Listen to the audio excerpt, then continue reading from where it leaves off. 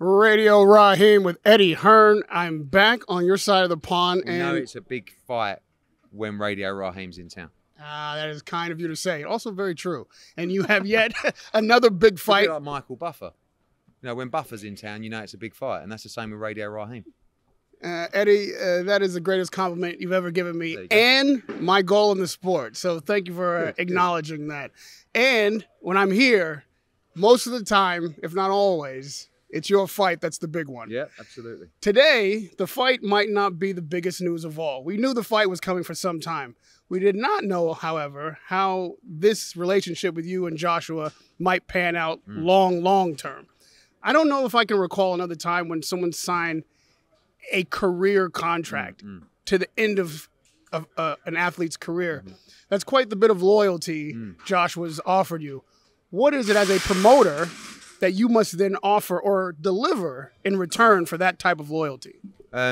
Loyalty, back, trust, the best in the business, a plan, a strategy, a team that won't let him down, and just the enjoyment factor, the trust factor, Rahim. That's what it comes down to. And you know, when you look at, of course, career long could be 5 years, 6 years, whatever it is. Normally we do a 3 or 4 year extension. And we just got to the point where this is the fourth one. And it's kind of like, it's a bit like in a marriage where you kind of say to each other, we're going to be together forever, aren't we? Some days you might have good days and bad days, but you acknowledge that we're in it for life. Do you know what I mean? Well, that's quite a bit of love. But even in a marriage, people have to designate who's responsible for what. Who's paying the car note? Who's paying the mortgage? Who washes the dishes? As a promoter, all the things that you said, loyalty and promotion and all that stuff, bit of platitudes. In a contractual agreement like this, he's got to want like brass tacks delivered. He's got an outstanding deal from us because he's got the best in the business. But the relationship with AJ is always very transparent. He owns everything.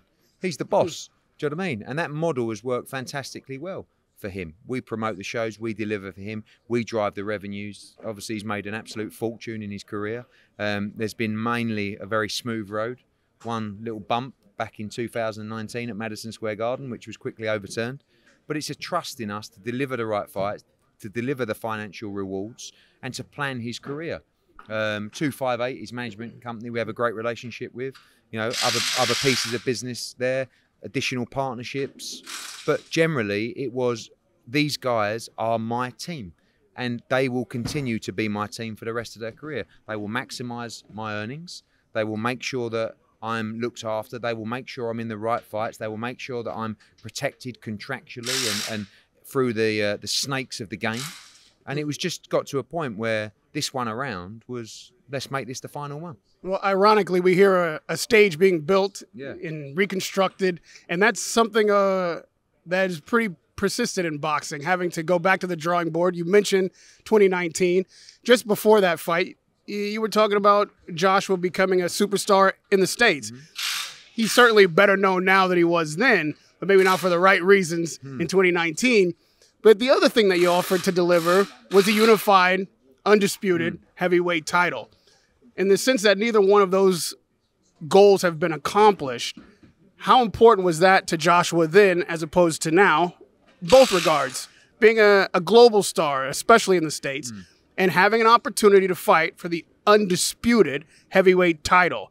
Do you intend to deliver both of those things that were on the table some 2 years ago to him now? The latter is much more important than fighting in the States again. He definitely wants to fight in the States again. But right now, the undisputed job is the main focus. I mean, after the mess of the last undisputed effort, he was actually the one that probably picked up my spirits more than anyone, who came on and said, you've done a great job, mate. You delivered the deal. You did everything you can. Don't worry about it. And that gave me the sort of the pickup I needed at the time to crack on. Sometimes deals aren't possible, but he trusts us to deliver him that deal. In terms of being a global star, I think he's a massive global star. He's also got a very high ceiling in the States to try and reach. The Ruiz fight definitely derailed that. And I think coming off the back of that Ruiz 2 fight, the pandemic derailed it even more to a point that we only had one fight in 1 year, which was Pulev, which was in the UK in front of 1,000 people. So this fight, I feel, will get great traction globally. America is definitely on the list, but ultimately, Rahim, to be honest with you, the plan's really clear. It's beat Usyk and then fight 2 fights for the undisputed. Whether that's Fury or whether that's Wilder, it's up to me to deliver that. I can't tell you whether I can because I can't tell you what they're going to do. But I believe at that moment that fight will get made, and he puts his trust in me to do it. What do you make of Fury putting out his so-called hit list? And Joshua's not next were he to be successful against Wilder. He's got another fighter that is under your purview. Yeah, I just feel that you guys, not you, but kind of gets a bit of a pass, Tyson Fury, because he comes out and says, yeah, after this one, I want to fight this guy, and then Chisora, and then Joshua. Whereas what you should be asking him is, what the fuck are you talking about? Like, the whole world wants the undisputed fight, and you're not even talking about that fight. Still, right? You're throwing another name in there, randomly. Dillian White being that other name. I'd love to make that fight. But ultimately, if AJ wins on Saturday, he'll want to fight in spring. Right? So listen, if Fury wants to jump in and fight White in December, love that fight for Dillian.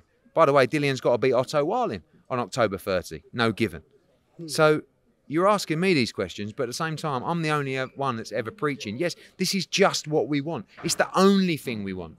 But other people are saying, yeah, well, we might fight him. Listen, David Haye's now calling Tyson Fury out. I wouldn't be surprised if Tyson Fury takes the David Haye fight instead. But you still won't ask him. You know, so ultimately, I can't make these fights if people don't want to fight him. So, but in that particular case, your responsibility with White even creates quite a bit of conflict. Listen, White is going to want that fight. AJ is not fighting in December, right? Simple. So if Fury wants to go and deal with Wilder quickly and then fight Dillian White, great. We'll make that fight. And then AJ can fight the winner. But let's be honest, also, the chance is there to make the undisputed fight. And again, you know, you're allowing this guy to come up with all these other fights and excuses rather than take the fight that everybody supposedly want to see. But you don't ask him the questions and say, well, hold on, what are you talking about? And it's just, Eddie, make the fight, where you've got a guy who's actually telling you he doesn't really want the fight. He's coming up with other names. Lastly, on this point, we've heard so much from White about how he has been pushed aside, hasn't had the opportunity that he deserves. He's been promised the world years ago. You are responsible for putting him in that fight if he wants it, to a degree. As you said to me, even in 2019, when the Wilder fight fell apart, it's so difficult to get an undisputed title fight in the ring, especially for heavyweights. Anything can happen. Anything can happen this Saturday. If you get that opportunity, you must be looking at not having White be another hurdle to a fight like that. What do you say to White to get him it depends. to agree? If that opportunity presents itself with Dillian White, we make that fight. But I would expect, if Tyson Fury beats Deontay Wilder, to come and say, guys, let's not, and AJ beats Usyk, guys, let's not muck around now. The path is now clear. Can we please just make that fight? But if he goes off and wants to fight and tells me, no, I want to fight Dillian White first, I'll make that Dillian White fight. But I can't lie to you, I do want to see the undisputed fight. I think, like, more than like every fight fan in the world. But I can't tell you what Tyson Fury's going to do. He may fight David Haye or something stupid like that. Well, we know that we're not going to see Wilder Fury 4. So if it is Wilder, I don't know. Have you had any further discussion, or is the relationship any better with the Wilder team? Relationship's terrible. PBC don't want me anywhere. So, but again, like, I can't control them either. If they want to make the biggest fight in history, then we're ready to go. But hopefully, Tyson Fury, we've got a much better chance of making the Tyson Fury fight than we have making the Deontay Wilder fight. Well, I know. Hopefully, Tyson Fury wins on October 9th, if the fight takes place. Well, I know your time is short, Eddie, so for now, I'll give you some peace, but I'll see you Thursday. Well, I have to say, borderline, you were going to get chin there. Radio Rahim with Eddie Hearn.